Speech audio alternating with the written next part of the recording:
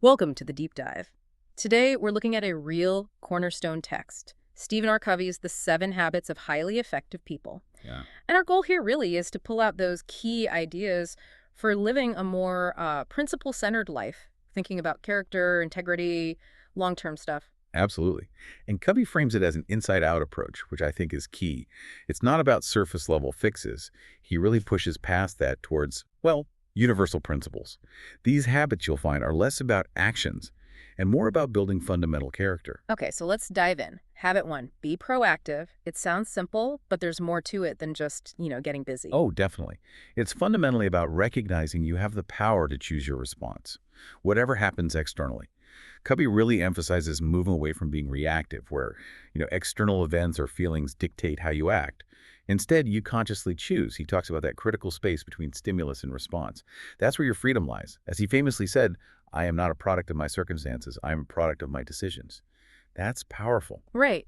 And once you accept that power of choice, the next logical step seems to be, well, where are you aiming? That takes us straight into habit 2. Begin with the end in mind. This is about vision, setting that destination first. Exactly. Visualize the outcome. Who do you want to be? What do you want to achieve? It's about making sure the ladder you're climbing is leaning against the right wall, you know?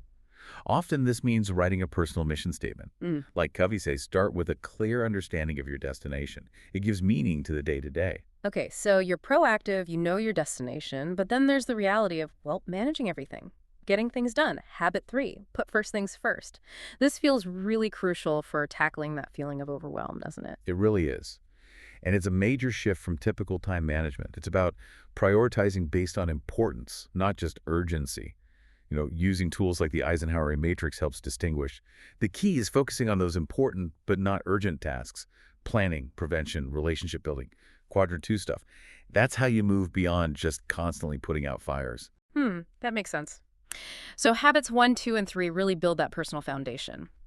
Then Covey seems to shift focus outwards towards interaction, which brings us to habit 4. Think win-win. Right. This challenges that idea that life has to be a competition, a zero-sum game where if I win, you lose. It's about cultivating an abundance mentality, believing there's enough success to go around and actively looking for solutions where everyone benefits. As Covey puts it, win-win is a frame of mind that seeks mutual benefit in all human interactions. It definitely takes maturity. And building on that interaction theme, habit 5. Seek first to understand, then to be understood. This sounds like basic communication advice, but Covey highlights a common pitfall, right? A huge one. Most of us, let's be honest, listen with the intent to reply, not to truly understand. We're busy formulating our response, filtering what they say through our own lens. Covey pushes for deep, empathic listening first. Only when someone feels genuinely heard and understood are they likely to really listen to you in return. It's transformative for communication. Interesting. Okay, so after understanding comes collaboration. Habit 6. Synergize. What does that mean beyond just teamwork? Synergy, in Covey's view, is where the magic happens. It's about valuing differences, different perspectives, strengths, backgrounds. When you combine those diverse elements creatively, the result is far greater than what any one person could achieve alone. It's not just compromise, it's creative cooperation. The principle really is the whole is greater than the sum of its parts. You leverage those differences. So we have these 6 habits working together, but how do you sustain it all? That leads us to the final habit, 7. Sharpen the saw. Kind of maintenance for humans. Exactly. And it's the one that often gets neglected when we're busy. We get so focused on producing a sawing that we forget to maintain the tool, the saw, which is you. Covey talks about renewing yourself regularly across 4 dimensions: physical, mental, social, emotional, and spiritual. It's holistic self-care. Neglect this, and eventually you just burn out. You become ineffective. So, sharpen the saw means preserving and enhancing the greatest asset you have, you. It's proactive self-renewal. Okay, so pulling it all together, these habits aren't just tips or tricks. No, not at all. Covey is really focused on character ethics over what he called personality ethics. Yeah. It's that inside-out transformation we mentioned.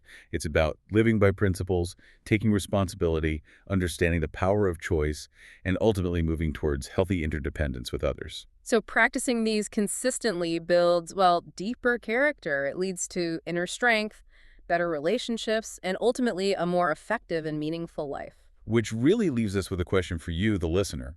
Thinking about these habits, what's one area, one aspect of your saw that you could start sharpening today for greater effectiveness and fulfillment?